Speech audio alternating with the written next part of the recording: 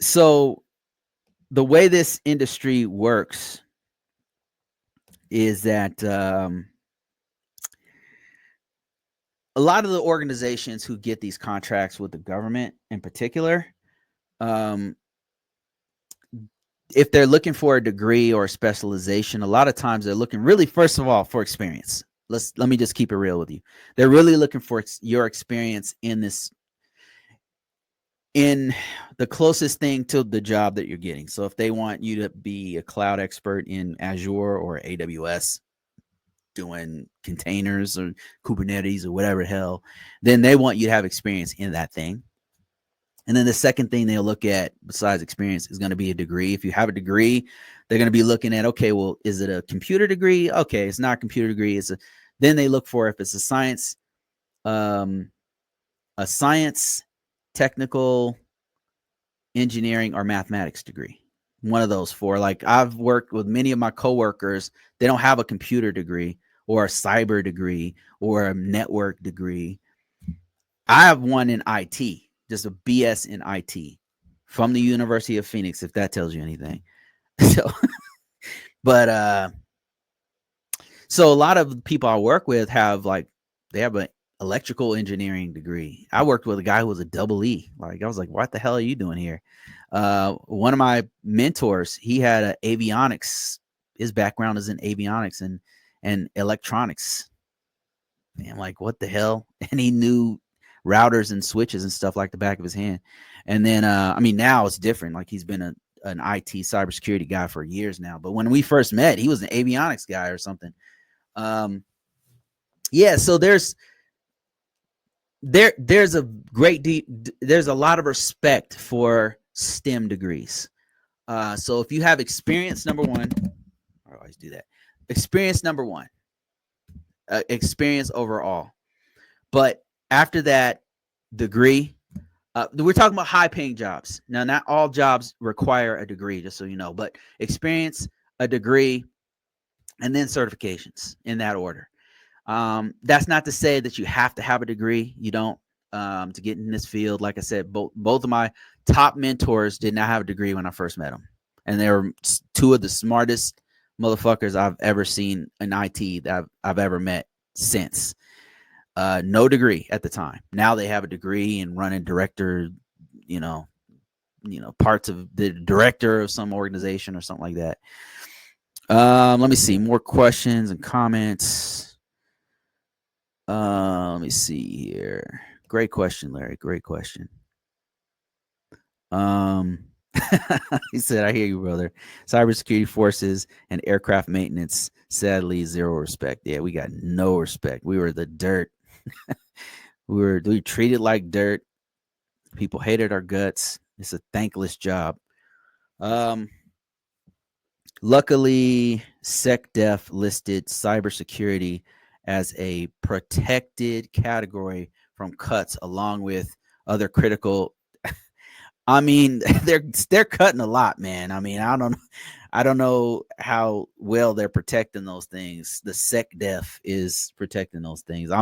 I am appalled at how many cuts they've made to very critical jobs. And I don't even want to get into it. I know I'm going to lose some people as soon as I start talking political, so I ain't going to do it. Trevor says, hey, Bruce, do you think the layoffs of the federal employees will have negative fallout with other countries potentially targeting these disgruntled employees? I mean, I can only speak from my own, what I'm seeing happen. Do I think it'll have negative? Do I think the layoffs of federal employees will have a negative fallout with other countries targeting disgruntled employees? I think that it seems like the direction that our government is currently moving is the opposite of what the EU wants to do and Canada. If anything, we're isolating. Our actions are isolationist. So I think that they'll do the opposite of everything we're doing. Any country with brains will do the opposite of what we're doing. Right now is a perfect opportunity to take complete advantage.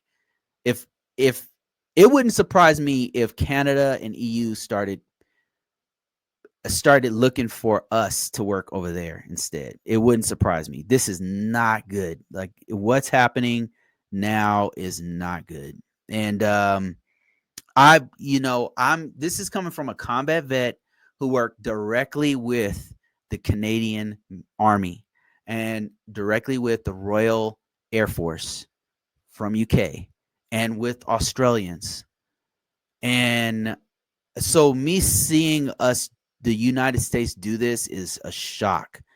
I've worked directly with these other branches of service, and we've been very, very much in so aligned that you could go with your skills as a cybersecurity person from the US and go work for a company in UK or Australia or Canada with no problems. But now I think they're doing the opposite of what this is not good for them, and it's not good for us. As a country, as far as layoffs, I don't know that. I think what'll happen, I don't know if this is answering your question. I don't want to get too. I got some feelings about this whole thing, and I'm gonna try to keep those out as much as possible. Just looking at how this is going, it looks like what is going to happen. The same amount of work is necessary. Let me put this in context. They're laying off a bunch of federal employees, right? And whether it's a TSA or the FAA or USAID or whatever, the same amount of work is necessary to fight Ebola or to handle vulnerabilities or whatever the job is. What's going to happen, since the same amount of work is necessary, is that contractors, the private sector, is going to have to pick up that slack. That's all that's going to happen. If there's just no, like, what'll happen is if they cut enough of our federal workspace, they'll have to rely more heavily on the private sector. It seems like that's the direction they're trying to go to. And if Tesla and Twitter are any indication of what they're trying to do, is to cut as many workers in the field doing the actual work, cut as many workers, trim as much fat as possible, and get the most amount of profits. Because if you look at Tesla and Twitter, how Elon runs these companies, that's what he does. And if you listen to the actual workers who work there, you'll get a perspective. It's not good for everybody, right? For some people, it's great. But for some people, it's not good.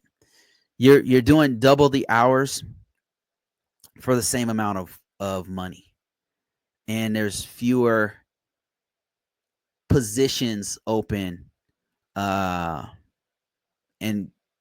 so people are battling for jobs. This is just what I've been seeing. And I hope it doesn't go this way, but it seems like that's the direction we're going.